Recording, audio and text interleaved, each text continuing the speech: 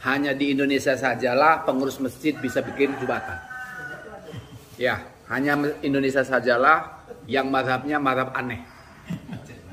Ya, jadi karena orang Indonesia itu agamanya sebagiannya agama nafsu, maka kemudian Jumat itu menjadi komoditas kekuasaan dan pengaruh.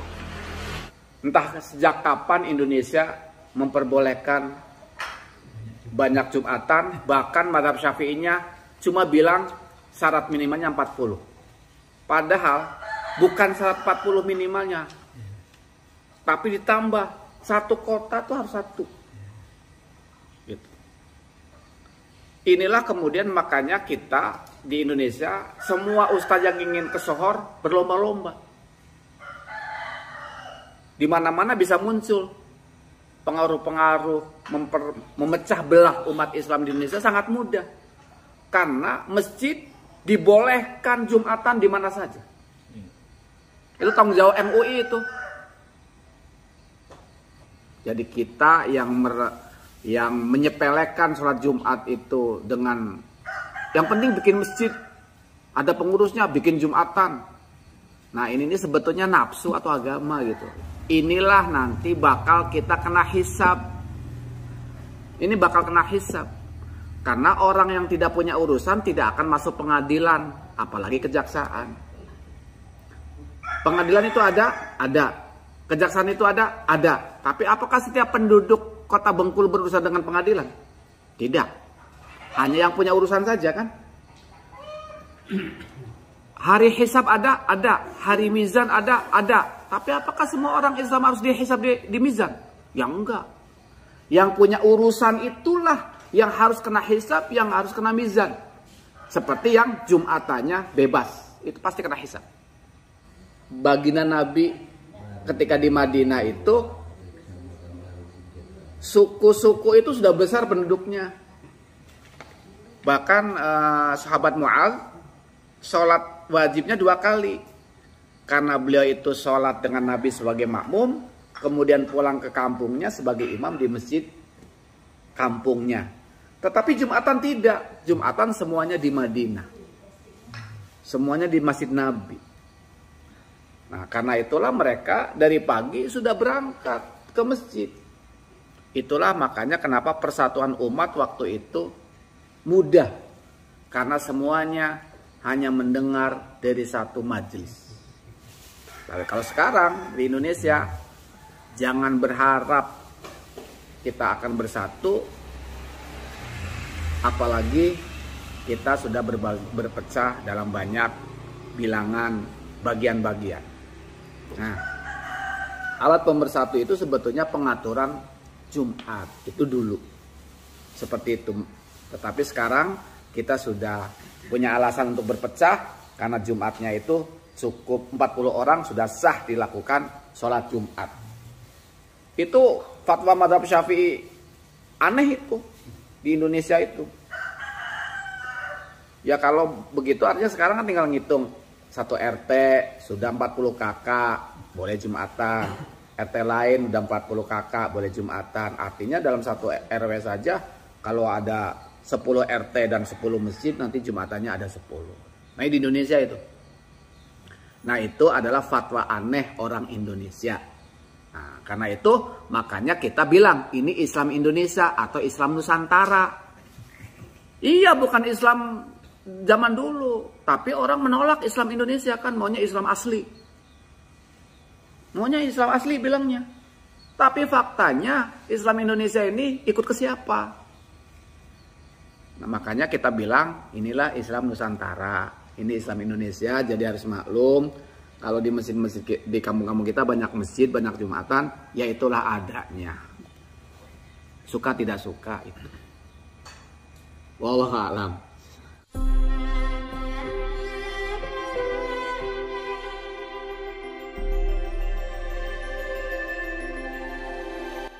Bismillahirrahmanirrahim. Alhamdulillahirabbil alamin. Asyhadu an la ilaha illallah, asyhadu anna Muhammadar Rasulullah.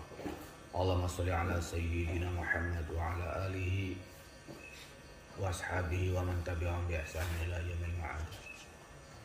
Amma ba'd. Kita sekarang masalah ta'addud dan i'adah. Kalau dari maknanya kemungkinan kita akan membahas soal berbilang-bilangnya, berkali-kalinya sholat atau mengulangi sholat. Silakan Ibu siapa sajalah silakan. Kalau kita sebut masalah ta'adud dan i'adah, maka artinya ialah masalah berbilang dan mengulangi. Tetapi yang dimaksud dalam judul ini ialah masalah berbilang sembahyang Jumat dalam satu tempat dan sesudah mengerjakan sholat Jumat diulangi lagi dengan mengerjakan sembahyang zuhur. Di sebagian masjid di negeri kita ini ada orang yang sembahyang Jumat dan sesudah sembahyang lantas ia pergi saja. Tidak ada sembahyang lagi kecuali ia hendak melakukan sunat ba'diyah. Di sebagian masjid yang lain ada orang yang sesudah mengerjakan sembahyang Jumat lantas mengulangi lagi dengan sembahyang zuhur. Di masjid di Jakarta kedua macam itu ada. Ada yang pulang saja sesudah Jumat dan ada yang mengulangi dengan sembahyang zuhur dengan berjamaah atau tidak berjamaah. Orang yang tidak tahu duduk persoalannya jadi heran dan bertanya-tanya, sembahyang apa ini? Kenapa diulangi lagi? Dan yang radikal bertanya secara radikal, apakah 6 sembahyang yang wajib sehari semalam?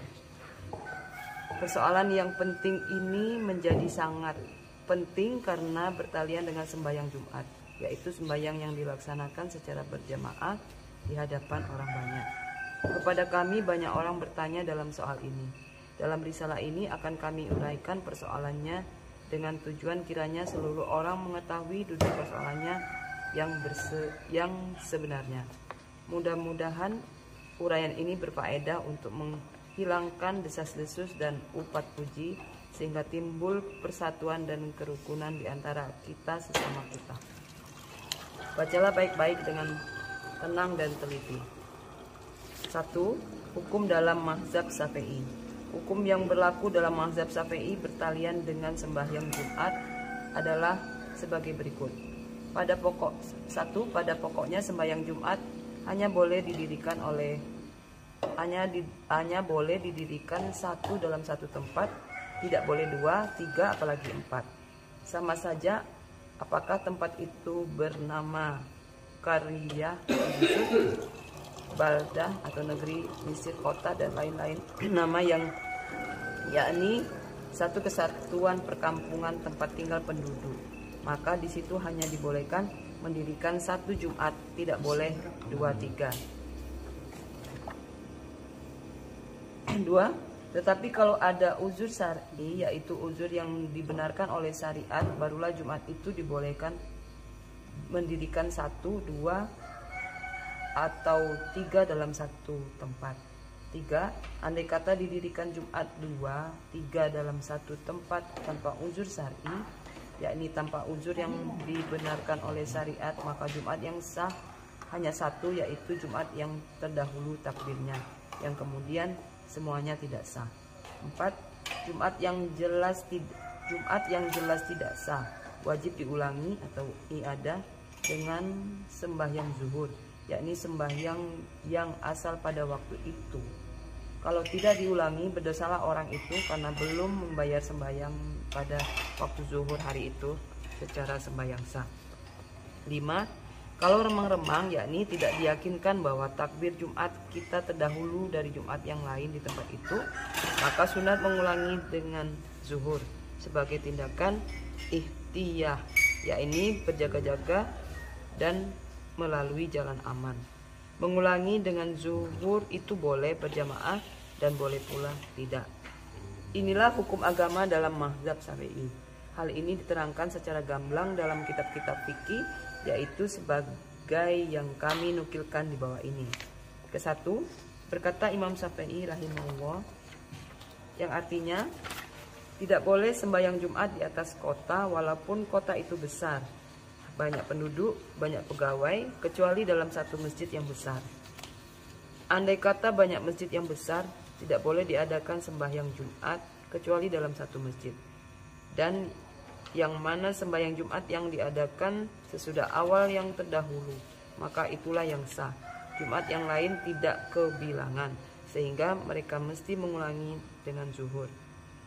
Kedua, tersebut dalam kitab juga, yang artinya apabila luas negeri dan banyak rumah-rumah yang dibangun, juga dibangun beberapa masjid besar kecil, tidak boleh menurut pendapat saya sembahyang Jumat kecuali hanya dalam satu masjid. Begitu juga kalau bertali dengan negeri yang besar beberapa desa kecil, saya tidak suka melaksanakan sembahyang Jumat kecuali hanya satu dalam masjid besar. Kalau hendak sembahyang juga dalam masjid kecil-kecil, maka mereka harus sembahyang zuhur saja. Dan kalau mereka sembahyang Jumat juga, maka mereka mesti i'adah, yaitu mengulangi sembahyang Jumat itu dengan sembahyang zuhur. Dari dua nukilan di atas, tampak bahwa Imam Syafi'i rahimahullah berpendapat bahwa sembahyang Jumat itu harus didirikan hanya satu dalam satu tempat. Apakah tempat itu bernama kota atau bernama desa? Dasar pendapat ini ialah karena Nabi Muhammad SAW dan Khalifah Rasyidin hanya mendirikan satu Jumat dalam tiap-tiap tempat itu. Dan jikalau didirikan juga dua sembahyang Jumat dalam suatu tempat, maka menurut Imam Syafi'i yang sah hanya satu, yaitu Jumat yang diadakan sesudah zawal yang dahulu takbirnya. Jumat yang terkemudian takbirnya tidak sah. Mereka mesti i'adah, yaitu mengulangi sembahyang Jumat yang tidak sah itu dengan sembahyang zuhur, yakni kembali ke asal. Dengan jalan i'adah ini bolehlah dianggap bahwa seseorang itu telah menjalankan dengan baik perintah agama yang dibebankan kepadanya, yaitu sembahyang di waktu zuhur. Ketiga, tersebut dalam kitab fikih induk, yaitu kitab Minhajut Talibin karangan Imam Nawawi. Begini artinya, syarat sah yang ketiga ialah tidak ada Jumat yang lain yang mendahului atau yang bersamaan dengan Jumat itu, kecuali kalau negeri itu besar dan sulit berhimpun di suatu tempat, atau minhat bab silatul jumu'ah. Dalam mensyarah kitab Minhaj ini, Imam Ibnu Hajar Al-Haytami mengatakan dalam kitab Tuhfah bahwa tekanan kata terletak pada sulit berkumpul, bukan pada luas negeri. Jadi, kalau tempat itu besar dan luas tetapi tidak sulit berkumpul, maka yang dibolehkan hanya satu Jumat. Keempat, tersebut dalam kitab Nihayah kalangan Imam Ramli yang diberi dijulukan Imam Syafi'i kecil. Begini artinya. Artinya secara ketiga, jangan ada Jumat yang lain yang dahulu atau bersamaan dengan tempat itu, walaupun tempat itu besar dan banyak masjidnya, karena Nabi Muhammad SAW dan Khalifah Rasyidin sesudah beliau tidak mendirikan selain satu Jumat dalam satu tempat, dan pula satu itu lebih tepat untuk mencapai tujuan, yaitu melahirkan syiar berkumpul dan bersatu sesama Islam. Hal ini terkecuali dalam negeri itu besar dan sukar pada adatnya berkumpul di tempat yang satu, di masjid atau di luar masjid. Maka pada ketika itu dibolehkan berbilang Jumat sekedar yang dibutuhkan. Imam Syafi'i pada ketika beliau masuk ke kota Baghdad melihat ada 2-3 masjid di situ. Beliau diam saja tidak melarang, maka kebanyakan ulama-ulama Syafi'i menafsirkan hal itu karena sulit atau masyakat berkumpul di tempat yang satu.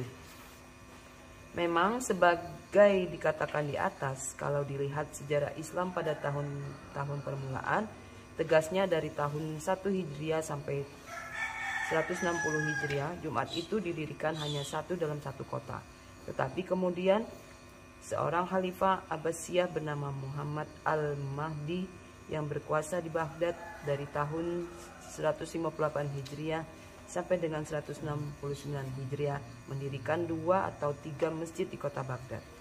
Imam Syafi'i memulai ijtihad beliau di kota Baghdad itu pada tahun 198 Hijriah di kota Baghdad. Ketika itu sudah ada 2 atau 3 sembahyang Jumat, tetapi Imam Syafi'i diam saja, tidak memungkiri hal itu walaupun fatwa beliau tidak membolehkan sembahyang 2 atau 3 dalam satu tempat.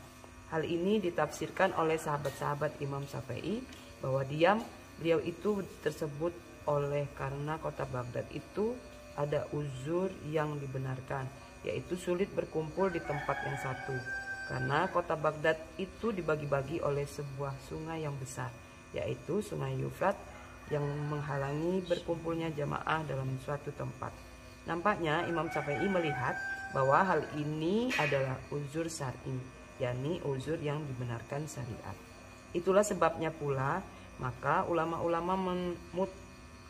ulama-ulama mutahirin dari mazhab Syafi'i memfatwakan bahwa Jumat itu harus satu dalam satu negeri, kecuali ada uzur syar'i yang membolehkan 2 atau 3. Kelima, tersebut dalam kitab Iqana karangan Imam Khatib Syarbani, yang artinya setengah dari syarat Jumat ialah jangan ada Jumat yang lain yang terdahulu atau bersamaan di tempat itu, walaupun negeri itu besar, seperti yang telah difatwakan oleh Imam Syafi'i. Karena Nabi Muhammad SAW dan Khalifah-Khalifah Rasyidin tidak mendirikan kecuali satu Jumat dalam tempat yang satu. Yang satu itu lebih tepat untuk mencapai tujuan, yaitu melahirkan syiar satu dan kesatuan di kalangan umat Islam. Berkata Imam Syafi'i, kalau boleh memperbuat Jumat di 2 masjid, tentulah Nabi mengadakannya di masjid-masjid suku. Hal ini sepakat ulama-ulama melarangnya, kecuali kalau negeri itu besar dan sukar berkumpul di satu tempat. Misalnya tidak ada tempat yang dapat memuat mereka sekaligus semua. Maka ketika itu bolehlah sembahyang Jumat itu sekedar kebutuhan. Karena Imam Syafi'i adalah beliau masuk kota Baghdad. Beliau melihat ada melihat ada 2 atau 3 masjid yang mendirikan Jumat. Beliau ketika itu tidak melarang. Maka sahabat-sahabat Imam Syafi'i menafsirkan hal ini karena sulit berkumpul di tempat yang satu. Isi kitab Iqana ini hampir sama dengan kitab-kitab Nihaya, tetapi dalam Iqana ada tambahan, yaitu bahwa mendirikan sembahyang Jumat di masjid suku telah sepakat dalam Islam melarangnya. Masjid suku boleh disamakan dengan langgar di negeri lain. Lanjut dulu. Keenam tersebut dalam kitab Tanwirul Qulub karangan Syekh Amin Al-Qurdi begini. Artinya salah satu syarat dan sah Jumat ialah jangan ada Jumat yang lain yang terdahulu atau bersamaan takbirnya dari Jumat yang didirikan itu. Maka jikalau terbilang ta'adud Jumat di sesuatu negeri dengan tidak ada unsur syar'i, maka Jumat yang sah adalah yang terdahulu. Jika tidak diketahui mana yang dahulu dan mana yang kemudian, wajiblah i'dah, yaitu mengulangi dengan zuhur sesudah Jumat. Andai kata berbilang Jumat tersebab adanya unsur syar'i, maka semuanya sah, biar takbirnya terdahulu atau terkemudian. Tetapi ada sunat juga sesudahnya untuk itiyat. Tanwirul Qulub halaman 177. Ketujuh tersebut dalam kitab Iqna juga, yang artinya dan adalah lebih baik itiyat bagi orang-orang yang sembahyang Jumat di sesuatu tempat yang banyak Jumatnya, supaya ada, yakni mengulangi dengan zuhur, walaupun banyak Jumat di situ sudah menurut kebutuhan. Iqna juz 1 halaman 165. Isi kitab Iqna ini sama dengan kitab tanwirul qulub yang tersebut di atas, yaitu bahwa dalam negeri yang berbilang Jumatnya tidak peduli apakah berbilang itu tersebab unsur syar'i atau tidak, maka yang ihtiyat mengulangi sembahyang Jumat dengan sembahyang zuhur. Nah, cukuplah kami nukilkan 7 nas, karena kalau dibalik semua kitab fikih dalam mazhab Syafi'i akan kita dapati fatwa yang sama dalam soal ini. 11. Persoalan i'adah, masalah mengulangi sembahyang Jumat dengan sembahyang zuhur itu adalah satu masalah biasa, bukan masalah ganjil. Dalam banyak hal dilakukan i'adah, umpamanya 1. Kalau ternyata khutbah khatib tidak memenuhi syarat, umpamanya tidak ada ia membaca ushikum wa iyaya bitaqwallah, yakni tidak memberi wasiat menurut semestinya, maka khutbahnya rusak. Dan karena rusak khutbah itu, rusak pula sembahyang Jumatnya. Si makmum yang tahu hal ini mesti i'adah, yakni mengulangi sembahyang Jumat dengan sembahyang zuhur. Di sebuah masjid yang melaksanakan sembahyang Jumat, tetapi sesudah sembahyang diketahui bahwa bilangan orang Jumat kurang dari 40 orang atau 40 orang, tetapi bukan dengan orang yang menetap di kampung itu, maka jamaah yang sudah sembahyang Jumat mesti mengulangi dengan zuhur, karena Jumatnya yang tadi dianggap tidak sah. 3. Kalau khatibnya terlalu panjang berpidato dengan bahasa selain bahasa Arab, umpamanya berbicara politik ini itu, membicarakan situasi nasional dan internasional, maka khutbahnya dianggap batal karena kehilangan syarat khutbah, yaitu muwalat berturut-turut. Khutbah yang panjang dalam bahasa asing dianggap memutuskan muwalat. Kalau hal ini terjadi, maka sembahyang Jumat itu mesti i'adah, yakni diulangi dengan zuhur. 4.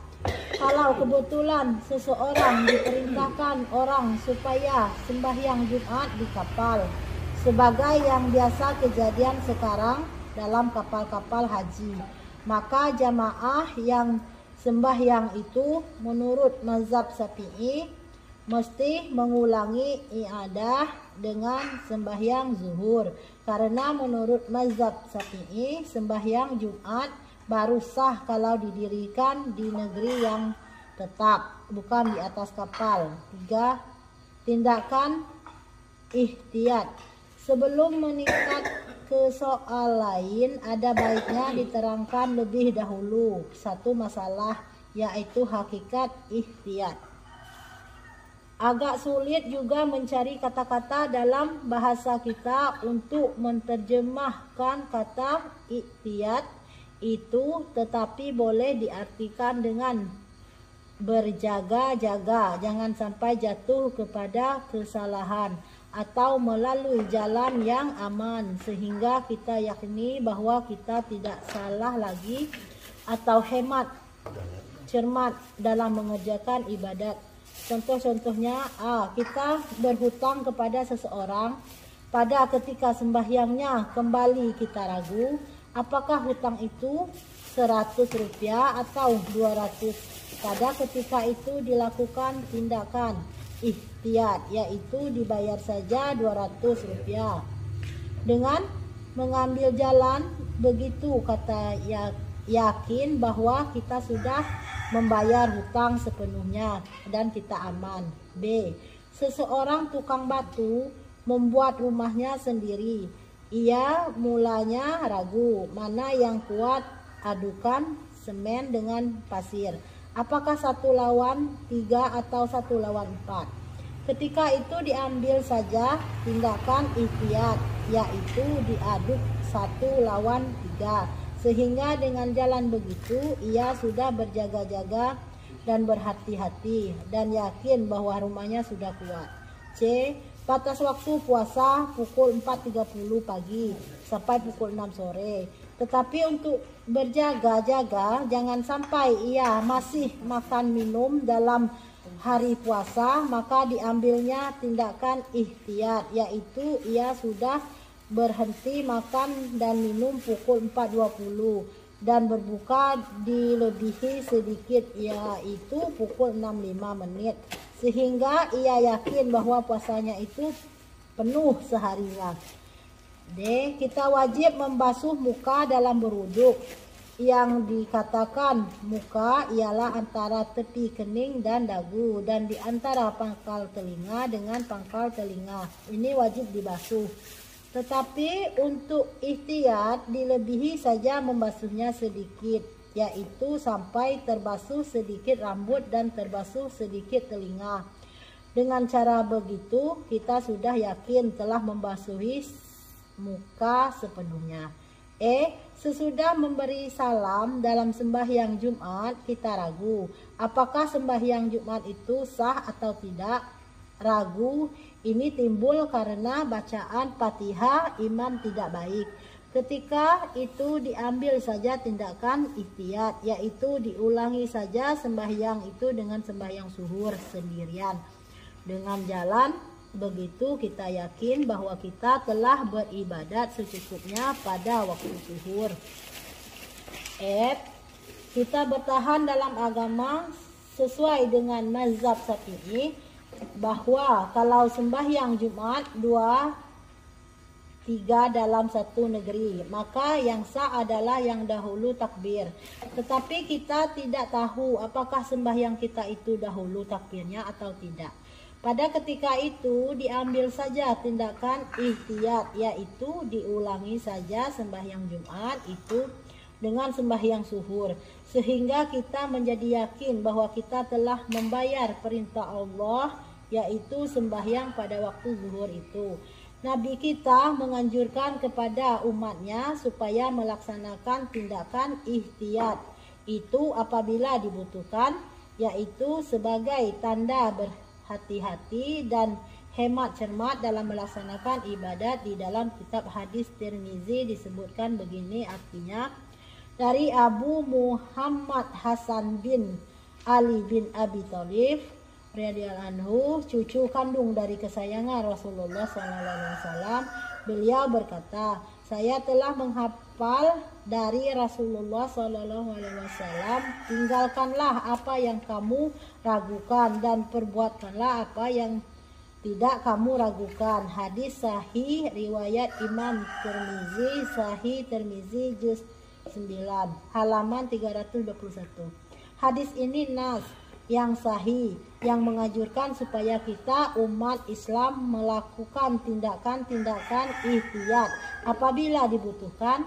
Sampai di sini mungkin ada di antara pembaca yang akan bertanya, kenapa kalau sembahyang Jumat tidak sah lantas diganti dengan sembahyang zuhur?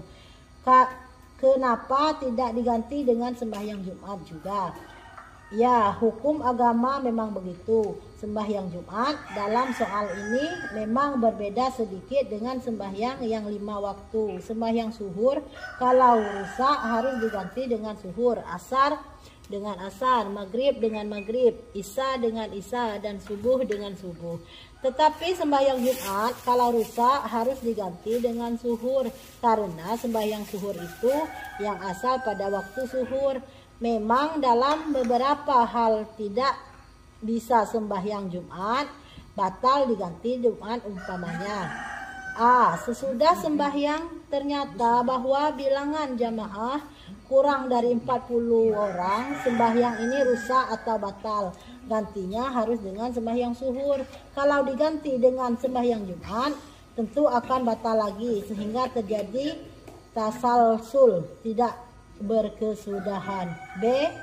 Sesudah sembahyang Jumat ternyata bahwa kita terpakai kain yang bernajis, sembahyangnya menjadi batal. Sembahyang Jumat yang batal ini tidak bisa diganti dengan Jumat karena imam khatib dan rakyat semuanya sudah tidak ada lagi di masjid. Ketika itu diganti dengan sembahyang zuhur saja sendirian. C.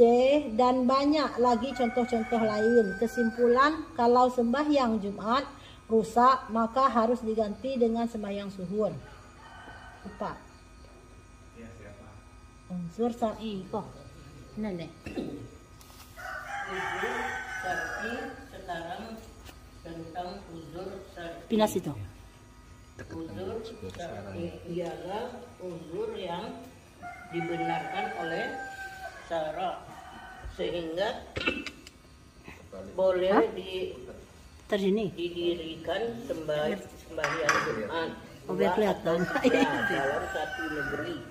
Contoh-contohnya, negeri ini sangat luas sehingga kalau seseorang berjalan dari rumahnya pagi-pagi tidak sampai ia ke masjid. Jumat itu dalam hal ini lebih didirikan masjid dua.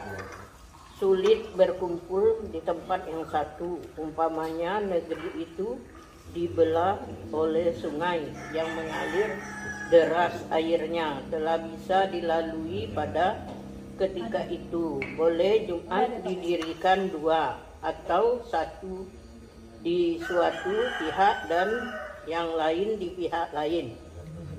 Terjadi perang saudara antara tepi negeri atau tepi yang lain. Pada ketika itu boleh didirikan sembahyang Jumat di dua tempat. D. Ada binatang buas yang berdiri di tengah-tengah sehingga yang melintasnya akan binasa. Pada ketika itu boleh didirikan dua sembahyang Jumat.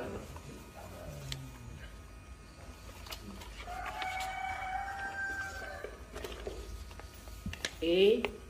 Suatu negeri yang pada mulanya dia negeri, tetapi tersebut perkembangan penduduk rumah-rumahnya jadi bertali satu dengan yang lain. Dalam hal ini Jumat boleh dua sesuai dengan asalnya. Demikian uzur syar'i yang dibenarkan oleh syariat untuk dijadikan alasan boleh mendirikan Jumat dua atau tiga dalam satu negeri. Di dalam ilmu usul fikih ditetapkan suatu faedah yang sangat berguna pada ketika menghadapi sesuatu kesulitan, yaitu artinya keadaan darurat membolehkan hal-hal yang terlarang. Adapun perlainan partai, perlainan mazhab, perlainan pengajian, perlainan suku tidak dinamakan uzur syar'i sehingga tidak sah dijadikan alasan untuk mendua atau mentigakan Jumat atau dalam satu tempat. 4 dalil-dalil atas fatwa itu. Sekarang sampailah kita untuk membicarakan dalil-dalil dari fatwa-fatwa yang tersebut dalam mazhab Syafi'i itu. 1. Ittiba, yakni mengikut Nabi. Kalau diteliti seluruh kitab hadis ternyatalah bahwa Nabi kita, Nabi Muhammad SAW yang menjadi ikutan kita, hanya mendirikan sembahyang Jumat satu dalam satu tempat. Beliau mendirikan sembahyang Jumat hanya satu di kota Madinah saja, baik itu pinggir-pinggir kota, baik di dusun-dusun sekeliling kota Madinah, baik di garya yang melingkungi kota Madinah. Tidak ada Nabi membuat atau menyuruh orang mendirikan sembahyang Jumat, walaupun pada ketika itu kota Madinah sudah besar juga, dan di dalam kota sudah banyak masjid-masjid suku atau musola-musola. Kita ini diperintah oleh Quran supaya meniru dan meneladani Rasulullah sallallahu alaihi wasallam. Tuhan berfirman, artinya sesungguhnya Rasulullah sallallahu alaihi wasallam itu menjadi teladan yang baik bagimu, atau Al-Ahzab 21. Dan Tuhan berfirman, artinya, dan dirikanlah sembahyang dan bayarkanlah zakat dan ikutilah Rasulullah supaya kamu mendapat rahmat dari Tuhan. An-Nur 56, ayat-ayat yang menyuruh kita mengikuti langkah-langkah Rasulullah sallallahu alaihi wasallam ini banyak sekali dalam Quran. Semua orang yang mengaji sudah tahu, tak perlu dinukilkan lagi. Dan dalam hadis yang sahih ada dikatakan oleh Nabi, artinya sembahyanglah kamu sebagaimana kamu diketahui sembahyangku. Hadis Bukhari Sahih, Bukhari 1 halaman 85. Oleh karena Nabi hanya mendirikan satu Jumat dalam satu tempat, maka kita harus begitu pula. 2. Mengikuti Khalifah Rasyidin. Kita diperintah oleh Nabi mengikuti sunnah beliau dan sunnah Khalifah Rasyidin, yaitu Abu Bakar, Umar, Utsman, dan Ali radhiyallahu anhu. Nabi bersabda, artinya ikutilah sunnah aku dan sunnah Khalifah Rasyidin. Sesudah itu hadis Abu Daud, Sunan Abu Daud juz 1 halaman 201. Kita diperintah oleh Nabi untuk mengikuti sunnah atau garis keagamaan yang telah digariskan oleh beliau, dan sunnah atau garis keagamaan yang telah digariskan oleh Khalifah Rasyidin. Yang dimaksud dengan Khalifah Rasyidin ialah khalifah yang berempat Abu Bakar, Umar, Utsman, dan Ali radhiyallahu anhu.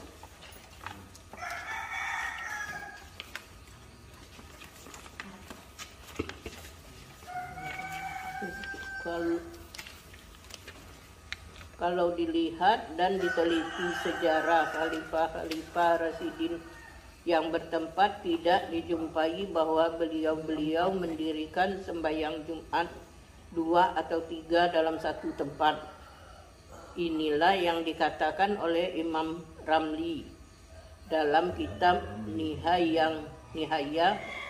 Nihayanya pada nukilan keempat di atas. Pada zaman Khalifah di kota Madinah hanya satu masjid jami, di kota Mekah hanya satu masjid jami, di kota Basra hanya satu masjid jami.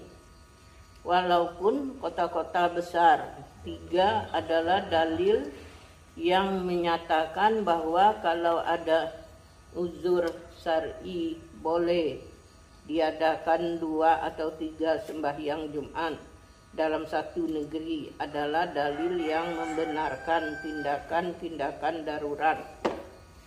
Tuhan berfirman dalam Al-Quran, artinya Tuhan Allah tidak menghendaki kesulitan atau menjalankan agama.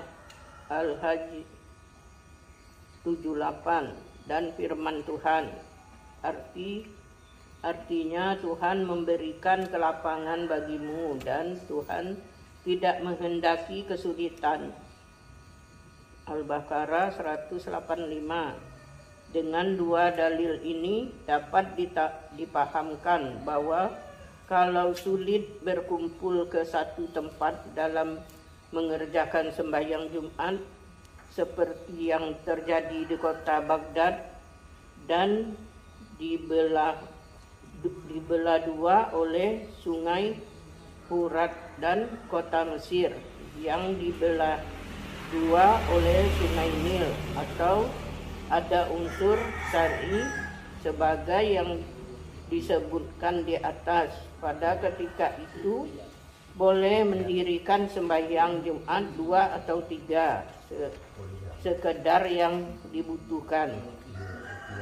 Kota Jakarta rasanya sudah boleh disamakan dengan Baghdad atau Mesir. Kalau kota ini dibagi-bagi boleh jalan raya yang besar-besar yang dilalui beratus-ratus atau beribu-ribu kendaraan bermotor yang berjalan dengan kecepatan yang tinggi. Melintas jalan-jalan raya ini sangat berbahaya, terutama bagi jamaah yang sudah lanjut usia. Rasanya sudah boleh didirikan sembahyang Jumatnya di kampung-kampung seberang jalan-jalan raya itu.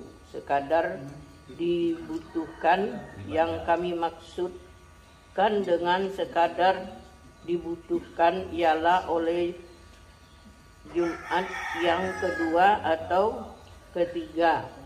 Itu jangan diobral mendirikannya. Jangan di setiap sudut, di setiap liku, di setiap pelansun didirikan sembahyang Jumat. Baik juga diketahui oleh orang yang belum tahu bahwa menambah Jumat satu lagi berdampingan dengan Jumat yang ada bukan saja bisa memecah persatuan umat Islam, tetapi juga mengganggu kepada Jumat yang telah lama ada, karena mereka menjadi terpaksa yakni mengulangi sembahyang Jumatnya dengan sembahyang zuhur sebagai fatwa yang termaksud dalam mazhab Syafi'i yang dianutnya sedari bermula. 6 pertanyaan dan jawaban. 1. Khusus kepada pengarang buku ini, karena kami sembahyang Jumat di Masjid Tebet Barat, di mana dilakukan ada orang yang bertanya, kenapa diadakan ada di Masjid Raya Tebet Barat? Jawaban, di Tebet Barat ada 2 masjid berdekatan yang pada kedua-duanya didirikan sembahyang Jumat. Jarak antara kedua masjid itu hanya lebih kurang 70 meter yang dibatasi dengan beberapa rumah dan sebagai jalan yang tidak begitu besar dan tidak ramai dilalui kendaraan bermotor. Menurut fatwa yang tamat dalam mazhab Syafi'i, kalau terjadi hal yang begitu, maka Jumat yang sah hanyalah yang dahulu takbirnya. Keadaan di Tebet Barat tidak diketahui orang mana di antara dua Jumat yang terdahulu takbirnya, karena hubungan telepon tidak ada dan juga pandangan mata tidak dapat dilakukan karena dihambat oleh rumah. dalam keadaan yang serupa itu, maka diamalkan tindakan ihtiyat, yaitu mengulangi Jumat dengan zuhur, agar kita yakin seyakin-yakinnya bahwa kita sudah melakukan sembahyang dalam waktu zuhur Jumat itu, yakni Jumat dan zuhur, yang mana yang sah diserahkan bulat-bulat kepada Tuhan untuk menerimanya. Bagi kita hanya usaha memenuhi tuntutan ilahi. 2. Apakah dengan mengulangi Jumat dengan sembahyang zuhur itu tidak boleh dikatakan menambah sembahyang yang wajib dari 5 waktu sehari semalam menjadi 6?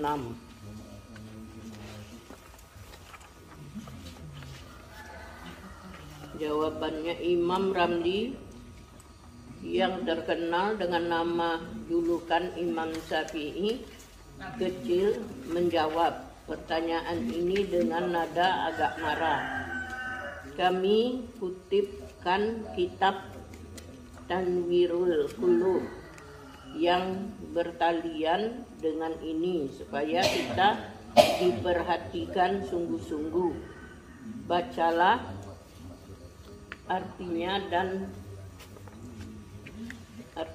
dan ditanya Syekh Ramli tentang seorang yang berkata, kamu hai penganut mazhab Syafi'i telah menyalahi Allah dan Rasul. Tuhan mewajibkan sembahyang hanya 5 waktu, tetapi kamu sembahyang 6 kali dengan iadah itu.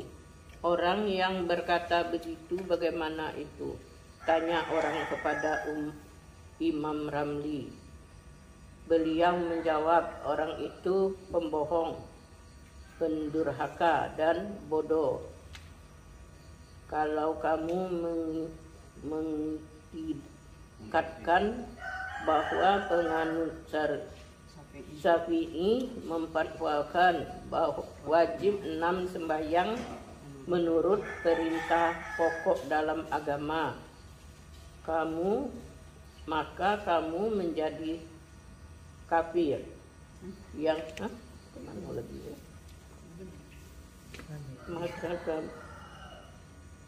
Maka kamu menjadi kafir yang harus dilakukan hukum murtad dan takzir, agar supaya yang lain takut bicara begitu lagi. Kami, atau maksudnya penganut mazhab Syafi'i, tidak memfatwakan wajib sembahyang 6 kali menurut perintah pokok dalam syariat, tetapi wajib sembahyang zuhur ada kalau tidak diketahui yang mana yang terdahulu Jumat yang sah di antara 2 Jumat yang berdekatan, karena menurut mazhab Syafi'i adalah syarat sah sembahyang Jumat bahwa dalam satu tempat jangan Jumat 2, 3, kecuali kalau dibutuhkan. Kalau diketahui bahwa di sana ada 2 Jumat dalam satu tempat tanpa uzur syar'i dan tanpa ada kebutuhan dan tidak diketahui yang mana terdahulu, maka ketika itu wajib diulangi zuhur, karena mereka seolah-olah belum sembahyang Jumat. Lihat kitab Tanwirul Qulub halaman 177 karangan Syekh Amin Al-Qurdi Al-Irbili As-Syafi'i. Jadi ada itu benar-benar tersebab karena hendak menjalankan agama dan perintah Tuhan sesungguh-sungguhnya.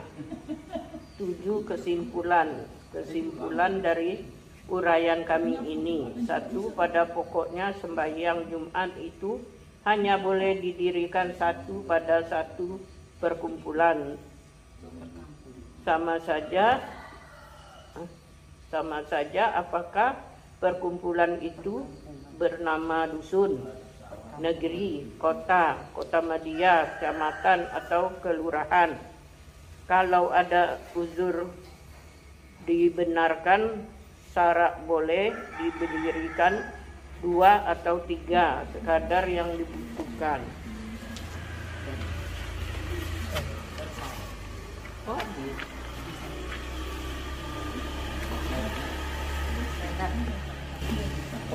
Ya, terima kasih.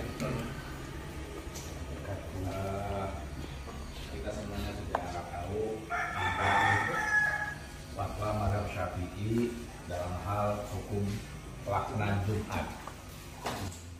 Bahwa pelaksanaan Jumat itu hanya diizinkan di satu negeri satu. Dan fatwa mazhab Syafi'i ini sebetulnya diamalkan oleh semua mazhab. Kalau kita keliling ke negara-negara lain, ke Malaysia jelas Syafi'i kan, ke Iran yang Syiah, ke daerah Afrika yang Maliki, di Saudi yang Hanbali, itu semuanya sama. Hanya di Indonesia sajalah pengurus masjid bisa bikin jumatan. Ya, hanya Indonesia sajalah yang mazhabnya mazhab aneh. Ya, jadi karena orang Indonesia itu agamanya sebagiannya agama nafsu, maka kemudian Jumat itu menjadi komoditas kekuasaan dan pengaruh. Nah, di sini kalau kita coba jalan-jalan ke banyak negeri, bahwa fatwa ini yang ada. Jadi bukan mazhab Syafi'i saja, kalau kemana-mana ini berlaku. Gitu. Nah, entah sejak kapan Indonesia memperbolehkan banyak Jumatan, bahkan mazhab Syafi'inya cuma bilang syarat minimalnya 40. Padahal bukan syarat 40 minimalnya, tapi ditambah satu kota tuh harus satu. Gitu. Inilah kemudian makanya kita di Indonesia semua ustadz yang ingin ke Sohor berlomba-lomba. Di mana-mana bisa muncul pengaruh-pengaruh memecah belah umat Islam di Indonesia sangat mudah. Karena masjid dibolehkan Jumatan di mana saja. Itu tanggung jawab MUI itu. Nah, ya karena ini sudah kadung begini, ya sudah terlanjur gitu. Fatwa ini menjadi tidak terkenal di Indonesia. Dan dianggapnya malah menyalahi kebiasaan umum karena sudah terlanjur biasa. Nah, karena itu kalau ada sebagian masyarakat kita yang ada, maksudnya sholat zuhur lagi setelah Jumatan, tolong dimaklumi bahwa beliaulah yang benar, beliaulah yang ihtiyat. Jadi kita yang menyepelekan sholat Jumat itu dengan yang penting bikin masjid, ada pengurusnya, bikin Jumatan. Nah ini sebetulnya nafsu atau agama gitu. Itu perlu dikaji juga. Gitu ya. Jadi walaupun ini sudah tidak terkenal hari ini di pengetahuan kita, ya akhirnya di akhirat itu kan cuma satu. Man qala la ilaha illallah dakhalal jannah.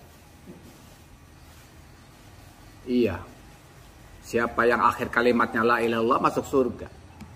Jadi bukan Jumatannya sah atau tidak. Kan akhirnya kan gitu. Cuma inilah nanti bakal kita kena hisab. Ini bakal kena hisab. Karena orang yang tidak punya urusan tidak akan masuk pengadilan, apalagi kejaksaan. Pengadilan itu ada. Kejaksaan itu ada. Tapi apakah setiap penduduk Kota Bengkulu berurusan dengan pengadilan? Tidak. Hanya yang punya urusan saja kan? Hari hisab ada. Hari mizan ada. Tapi apakah semua orang Islam harus dihisab di mizan? Ya enggak. Yang punya urusan itulah yang harus kena hisab, yang harus kena mizan. Seperti yang Jumatannya bebas, itu pasti kena hisab. Jadi kalau orang yang mau masuk surga tanpa hisab, ya jangan ikuti hawa nafsu. Gitu. Itu kenapa ada pengadilan. Jadi setiap yang masuk pengadilan adalah orang yang berurusan. Kalau orang yang tidak berurusan, kenapa pula urusannya dengan pengadilan? Kalau kita punya SIM, nggak melanggar lalu lintas, kenapa pula polisi menyempritkan? Enggak kan gitu. Jadi jadi perlu diketahui tentang hisab dan mizan itu adalah sebetulnya itu bisa diketahui oleh tadabbur atau tafakur diri kita masing-masing. Apakah kita ketika itu menghambakan diri pada nafsu atau tidak? Maka kalau kita banyak menghambakan diri pada nafsu, maka pastikan istighfar. Mudah-mudahan kita nggak kena hisab soal itu, Jadi di sini karena baginda Nabi ketika di Madinah itu suku-suku itu sudah besar penduduknya. Bahkan sahabat Mu'adz sholat wajibnya 2 kali. Karena beliau itu sholat dengan Nabi sebagai makmum, kemudian pulang ke kampungnya sebagai imam di masjid kampungnya. Tetapi Jumatan tidak. Jumatan semuanya di Madinah. Semuanya di Masjid Nabi. Nah, karena itulah mereka dari pagi sudah berangkat ke masjid.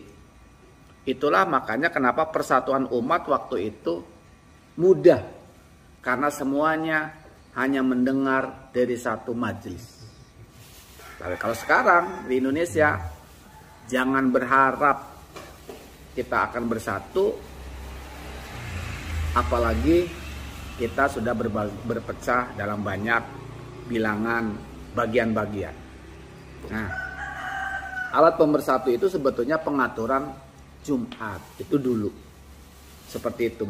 Tetapi sekarang kita sudah punya alasan untuk berpecah karena Jumatnya itu cukup 40 orang sudah sah dilakukan sholat Jumat. Itu fatwa madhab Syafi'i aneh itu di Indonesia itu. Ya kalau begitu artinya sekarang kan tinggal ngitung. Satu RT sudah 40 kakak boleh Jumatan.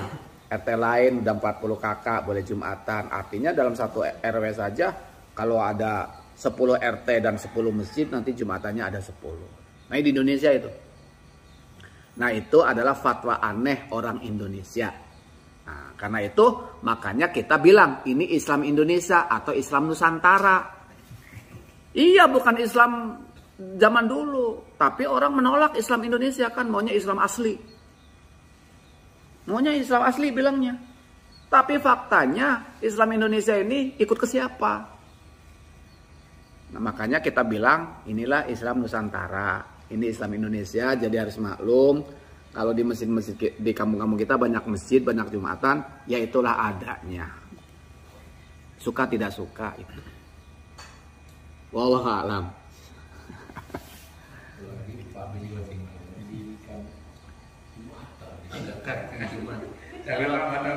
Kalau aku agak kaku yang ini. Ya memang kaku. Kamu kita kan baru ini ada lurah, ada camat, ini kan baru kan. Iya. Yang terus itu. Jadi masalahnya kita dirikan masjid sebuah tiap RT banyak yang kita sholat Jumat. Apalagi misalkan kita tuh Bengkulu ini sebuah masjid dari dusun ke sini kan loh. Tambahin dan yang Jumatan. Tapi kalau Pak Pen akan Jumatan Pak Pen. Duduk kaku kurang dukungan. Dia nak Jumatan di sini kurang dukungan.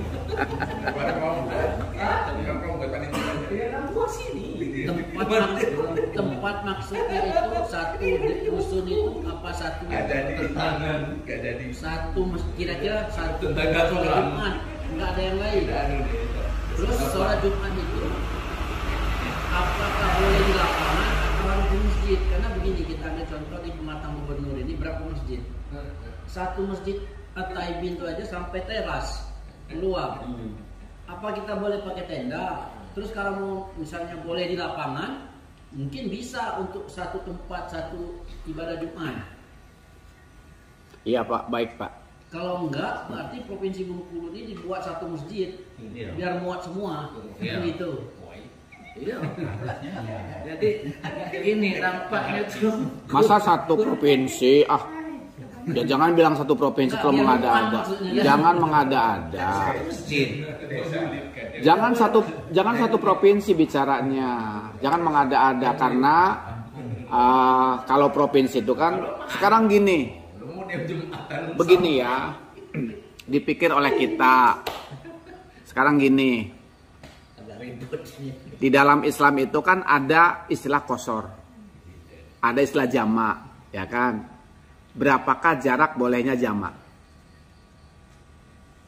Bapak Vario 90, 60, 80. Nah, misalkan kalau kita bilang 60 kilo atau 90 kilo atau 100 kilo terserahlah kita mau bilang apa.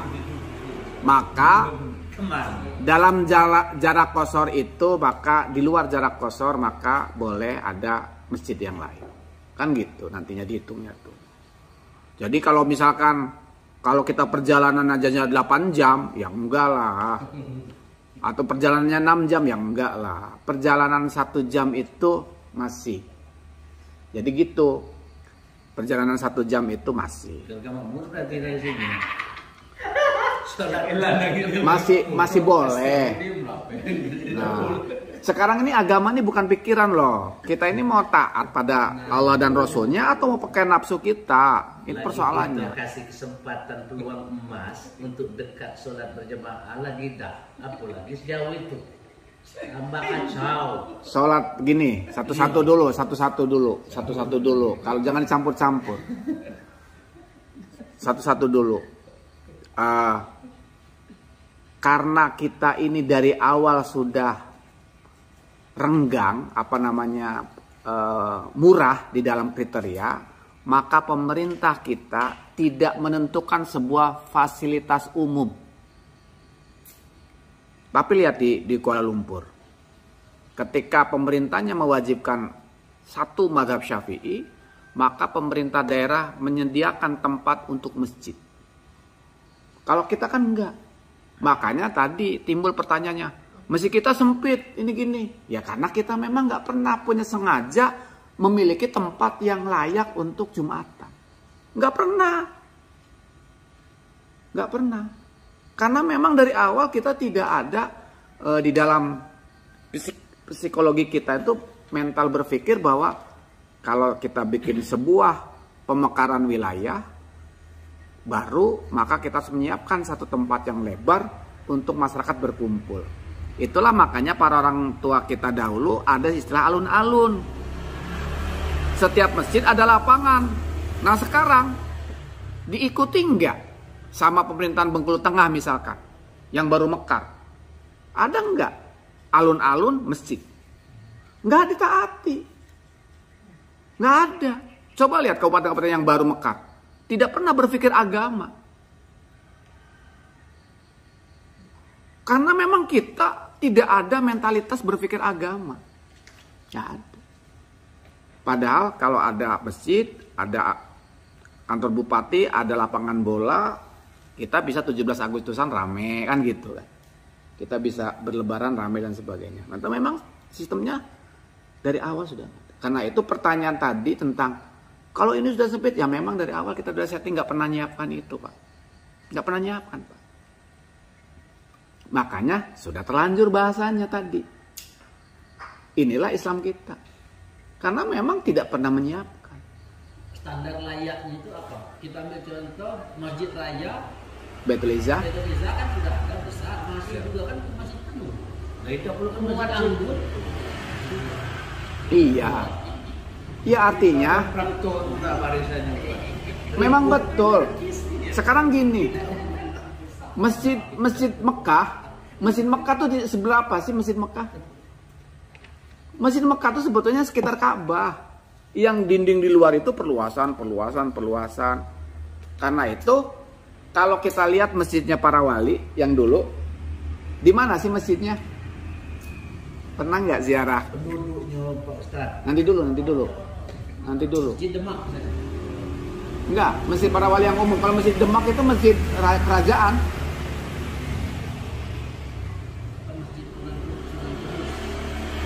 Itu masih masuk.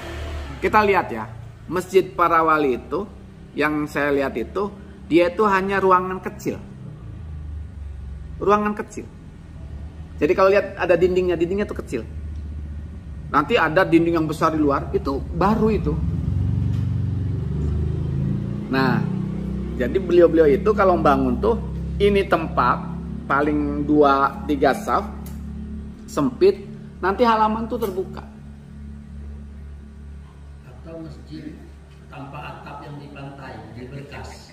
Ya kira-kira segitulah modelnya. Ayo kali patah puja. Jadi ini kembali. Sekarang gini, kalau kita melihat bagaimana potret keadaan wilayah hari ini, itu karena memang berangkat dari cara berpikir kita. Ketika kita berpikir bahwa satu RT bolehlah ada satu masjid untuk Jumatan, maka pastilah seukur kadar RT itu. Pasti kita nggak akan bilang perlu halaman luas, enggak. Tapi ketika kita budayanya sekarang ada kurban, nah sekarang ada kurban, maka kita bikin masjid perlu dengan halaman untuk berkurban, ya kan? Itu berkembang dengan cara kita berpikir sebetulnya. Nah ketika kita berpikir lagi nambah bahwa kita juga perlu ada pengajian untuk anak-anak, maka kita kemudian mengembangkan wilayah baru. Nah itu, jadi sebetulnya semua perencanaan pembangunan itu sesuai dengan cara berpikir kita gitu. Itu saja. Kalau uzur syar'i itu contohnya apa? Sudah dijelaskan di sini. Untuk uzur syar'i itu beda-beda. Ini uzur syar'i untuk Jumatan. Kalau uzur syar'i Jumatan ini di sini dinyatakan ya seperti yang daerahnya apa, ada bahaya. Ada bahaya. Kalau lihat di sini kan kalau Jumatan kan mukim ya. Oh iya, Mukim artinya penduduk, ada penduduk lokal. ada penduduk lokal. Kalau di kantor-kantor kan sekarang orangnya Ya itulah. itu gimana? Tapi kan gitu ya. Iya. Ya itulah. Besar. Jamaahnya besar, presiden besar. Ya, kan buat kantor ya. Ya, tidak hanya di LN, di Unib itu ada Jumatan. Di Masjid Unib itu ada Jumatan. Siapa mereka? Mereka bukan penduduk kampung Unib kan gitu. Tapi mereka ada Jumatan gitu. Nah, yaitu persoalannya. Kalau mereka ini Harus ada. Di UIN juga. Iya, di UIN juga. Harus ada. filosofi Jumat itu kan mendengarkan nasihat fatwa. Iya. Jadi kalau aku siapa lah bakal dihisap nanti? Kita semua. Kita semua. Kita semua. Jawab aja. Itu nanti itu mendengarkan fatwa itu dengan baik dan benar. Kalau lagi Allah kasih pertolongan, kalau gemetar, Allah akan memberikan dengan tuh niat. Tapi kalau niatannya itu seperti Pak Rio mendirikan sini ingin menyayangi di situ, itu nomor hisap. Tapi kalau niatannya, oh Pak, ya Allah, tidak sempat lagi kalau nak ke apa Masjid Ardunia, lama. ya. Kayak Pak Rio tuh niatannya bagus, mau nolong orang yang belum mau sholat. Nah itu bagus kalau niatan itu. Kamu lah mendirikan kita jumatan aja. Ya kuda, itu kuda orang ini. Apalagi lah sudah masjid. Nah, Apalagi lah sudah masjid. Masjid itu Pak Rio, itu boleh buat di kamar Pak Rio masjid namanya. itu. Jangan. Masjid itu adalah bukan tentang tempat jamaah dan Jumatan. Namanya masjid itu adalah tanah atau space ruangan di mana kita nanti kena hukum kalau berjunub tidak boleh masuk tempat itu. Misalkan Pak Pen bikin ada ruangan ini sebagai masjid keluarga. Nah Pak Pen nggak boleh pacaran tempat itu. Dan boleh i'tikaf. Tapi Jumatan nggak boleh. Misalkan dengan anak istri Jumatan gitu kan, sekeluarga enggak boleh. Karena ya kan namanya masjid katanya gitu. Bukan, masjid itu tidak harus Jumatan. Lapangannya juga masjid, nggak ada berat-berarti kan? Oh iya, kalau pikir model itu banyak sapi, banyak yang ngasih. Nggak bisa, tapi nggak boleh i'tikaf. Nggak boleh itikaf. Masjid itu tempat untuk itikaf. Yang dimana kalau junub nggak boleh masuk gitu loh. Itu masjid definisinya. Keterangan tadi artinya di kantor tadi kan seolah-olah tidak sah jumatannya. Nah, apakah di Malaysia tidak ada masjid di kantor? Nggak ada. Dilarang. Dilarang. Dilarang. Kalau ada yang mengadakan penjara. Itu berbasis dusun ya, berbasis apa? Iya. Dusun ya. Terus masjid Malaysia tuh apakah seperti gitu kan, di desa itu ada, di kecamatan itu ada. Ada. Aku cuma satu buah. Ada. Di Malaysia setiap desa ada. Pakai. Di masjid itu pakai. berbasis Cuma di kantor ya maksudnya. Kalau di kantor nggak boleh. Berbasis daerah. Coba kita ya di bandara KLIA itu. Seputar tuh nggak akan ada masjid. Kalau ada masjid jauh jaraknya 50 kilo. Ini masjid Damping Mesbu. Berarti sebaiknya Ustaz, saya Jumatan itu baiknya dan sholat bahkan lebih 20 kilo jalan menuju di rumah Ustaz ya. Iya. Karena saya selama ini sering itu masjid terdekat dari kantor. Nggak apa-apa. Asa, nggak apa-apa. Lokal. Enggak. Kalau kita sudah di tempat di wilayah di mana kriteria jumatannya sah, kita tamu apa boleh. Tapi untuk dihitung dari 40 nggak boleh. Jadi yang 40 itu adalah penduduk lokal asli. Oh, maksudnya syarat minimal untuk jemaah di situ Boleh diadakan. lokal orang situ. Iya. Kalau kita datang sholat itu boleh. Iya, tapi jangan dihitung. Tidak termasuk itu kan. Kita Cuman nggak tahu setahun kita kita Jumatnya. Iya. Maksudnya. Iya, tapi jangan dihitung dari 40 itu. Sah jumatan. Karena sering kan tidak balik sholatnya di dekat masjid dekat kantor. Bukan di kantornya bukan, di lingkungan dekat kantor kan ada. Jangan dulu Yang kutip.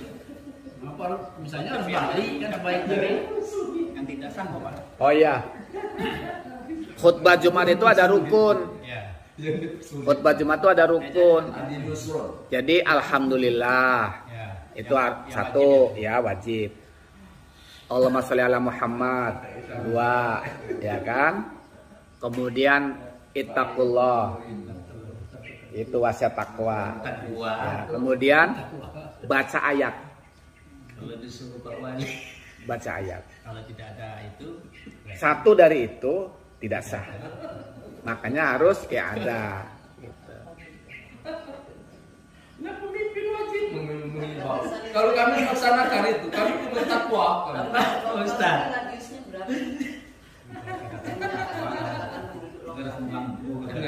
KTP. KTP. KTP. Yang disebut mustautin itu KTP. Bahwa dia penduduknya misalkan seperti kami penduduknya penduduk pematang gubernur. Dengan RT, RW udah. Orang itu banyak KTP ini. Maksudnya tadi kan kita sebutkan ada kosor ya jarak. Saya tadi tanya, itu katanya yang Ustaz sebutkan tadi kampung itu loh. Kampung lain mendirikan masjid itu boleh kalau ada batasnya itu yang kita pasar sholat atau jamaah bukan pasar sholat 80 kilo tadi kan. Apakah dalam radius 80 kilo itu yang disebut penduduk lokal gitu? Disebut sistem penduduk itu administrasi pemerintahan, Bu. Sistemnya administrasi pemerintahan. Jadi kalau administrasi pemerintahan itu kan yang kita kan KTP itu. Jadi kita adalah penduduk Kota Bengkulu. Karena ya, jadi kita adalah penduduk Kota Bengkulu. Dalam hal ini khususnya saya penduduk Kecamatan Muara Bangkahulu kan gitu. Jadi sebagai penduduk lokal itu ya saya dihitungnya kalau di level paling kecil itu Muara Bangkahulu. Terkait dengan pertanyaan-pertanyaan bapak-bapak ini tadi. Nah, kalau yang tadi tentang jarak itu untuk mendirikan masjid jami. Bagaimana untuk mendirikan masjid jami? Ya sekarang gini, kalau perjalanannya lewat dari 1 jam, misalkan, ya wajar lah kalau dibikin masjid lagi. Kalau lewat dari 1 jam, misalkan seperti itu. Kalau kita dari rumah ke masjid Jumatan itu melebihi 1 jam, misalkan seperti itu, kita ya terserah nanti fatwa ulama. Kalau misalkan lebih 1 jam, maka boleh diadakan masjid baru untuk Jumatan. Nah, kalau itu tidak terkait dengan tadi syarat minimal penyelenggara Jumat. Kalau penyelenggara Jumat yang 40 itu memang harus penduduk lokal. Tetapi untuk yang datang nambahi orang dari 40 itu dari mana saja boleh.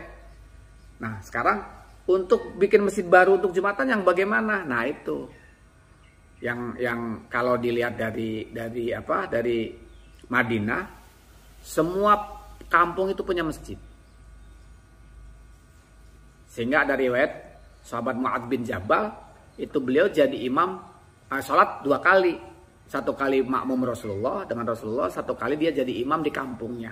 Ada masjid kampung. Tetapi masjid kampung itu tidak Jumatan. Jumatannya hanya di masjid Nabi itu. Pertanyaan Pak Munir dan Pak Mirza itu membuat saya berpikir kalau yang Pak Munir karena di kantor meskipun orangnya ratusan bahkan ribuan itu kan di kantor sekarang ya daerah besar yang kantor besar masjidnya besar, tapi tidak ada mukim di situ kan? Tidak ada. Dengan Pak Mirza yang sholatnya di luar dan di masjid di luar kantor, yang ada dua-duanya atau Pak Munir aja begitu? Maksud saya yang kantor PLD. Kalau Pak Mirza tidak. Tidak ya. Karena Pak Mirza itu di masjid kampung orang yang iya. Status masjidnya orang kampung itu. Pak Mirza sebagai tamu atau sebagai orang yang tidak terhitung bisa. Seperti kita sedang di Mekah. Kita ikut sholat Jumat kan di Mekah, sedang umroh kan? Ya nggak ya ada, karena memang Jumatannya sudah asli. Gitu. Terkait pertanyaan saya tadi kan maaf kalau berlanjut, seperti masjid di Bali itu kan sekitar situ kan ada warga-warga. Kalau cek itu masuk mukim apa enggak ya? Kalau di Jakarta itu kalau beliau kayaknya nggak berhasil. Enggak, pertanyaannya gini, maksud saya begini, yang dekat-dekat situ orang yang pos sekitar situ, yang terkait jarak tadi kan, pos sekitar situ, apakah dianggap penduduk mukim? Ya, betul. Apakah misalkan gitu, kita punya kantor bikin masjid, sementara kita yang di situ karena kantornya banyak, tapi di sekitar masjid itu banyak penduduk. Sekarang pertanyaannya, apakah penduduk itu penyelenggara Jumat atau bukan? Penyelenggara itu maksudnya? Yang ada penduduk kampung itu numpang Jumat sama kantor yang ada. Karena kantor tidak pernah mengizinkan dia ikut campur. Kadang-kadang seperti itu. Kalau memang mau seperti itu, serahkan masjid itu kepada warga, diwakafkan, semua pengaturnya biar warga. Nah, baru itu benar. Karena itu ya dikembalikan kepada identitas kekuasaan kantornya. Nantinya seperti itu. Contohnya masjid Khalifah SMP 2. Itu kan diserahkan masyarakat kayaknya pengurusnya itu. Bukannya administrasinya SMP 2. Ya, kira-kira seperti itulah modelnya. Gitu. Ya, tapi Pengurusnya orang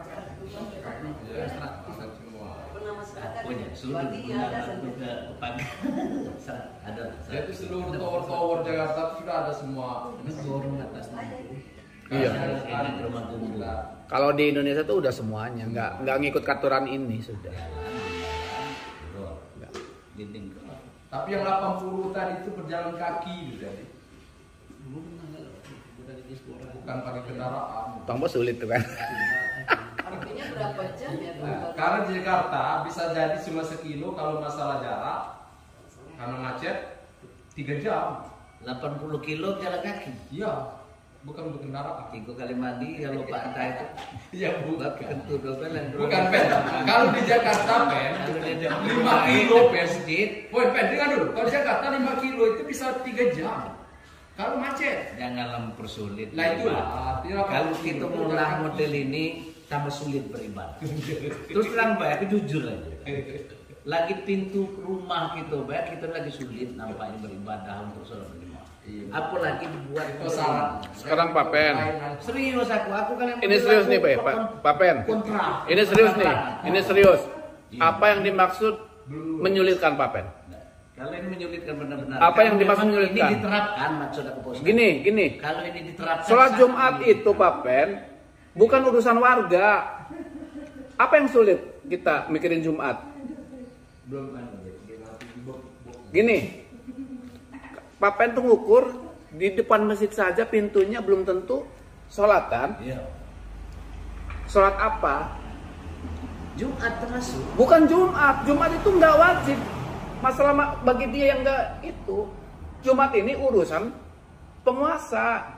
Nggak sulit Pak Pen. Sulit itu ketika kita warga mikir memosisikan diri jadi penguasa. Itu sulit. Kalau Pak Pen sebagai warga mikirnya rasa-rasa menjadi Helmi, sulit itu. Karena Pak Pen tidak punya kekuasaan. Betul. Buktinya kami kalau disuruh Jumat ke Mejago Harus. Iya. agak Harus, kan? rasa Bukan pertanyaan aku harus pergi kan? Iya kan? Iya. Lah beda lagi kan niatnya berarti Tidak. keterpaksaan oleh kekuasaan. Lah buat konteks ibadah. Iya betul itu. Harus Iya. dipaksa. Jadi maksud aku kaku jangan terlalu mempersulit masalah itu. Kalau Jumat itu bukan pikiran setiap warga Pak Pen. Jadi kalau kata Pak Pen bilang ini menyulitkan, itu pikiran warga. Tidak Pak Pen. Jadi ketika aku punya kuasa, maka bagus, itu akan bagus. berjalan. Oh bagus. Iya. Dengan jemaah terpaksa. Bagus itu. Nah bagus dari mana? Iya. Jemaahnya terpaksa datang kalau tidak kelak. Oh, ada tembak. ini Apa itu tembak? turun ke jabatan. Tembak. Tidak suatu saat, bagusnya buatnya masjid sebesar-besarnya, mangko seluruh warga satu kecamatan di situ gal. Oh, bagus. Kita terlambat kalau untuk Indonesia kita Di sweeping. Rasanya Sweeping. Sudah tanggung. Sudah. Sudah terlanjur. Jadi boleh lah kalau sekedar untuk ilmu. Ya, kalau iya, sekedar makanya untuk sudah terlanjur. Nah, kalau tak direalisasikan hal seperti ini, nah apa ini? Cuman kalau ada kekuasaan sangat besar, Duhur ya Pak? Ya kembalikan kepada diri sendiri. Nah, iya Pak kalau dari ini. Ya. Kalau amannya ngulang luhur berarti kan? Iya. Tapi sholat Jumat. Yang amannya. Makanya kalau saya sholat kami itu ya di masjid ini. Karena ini masjid tertua. Masjid yang lain tuh baru datang.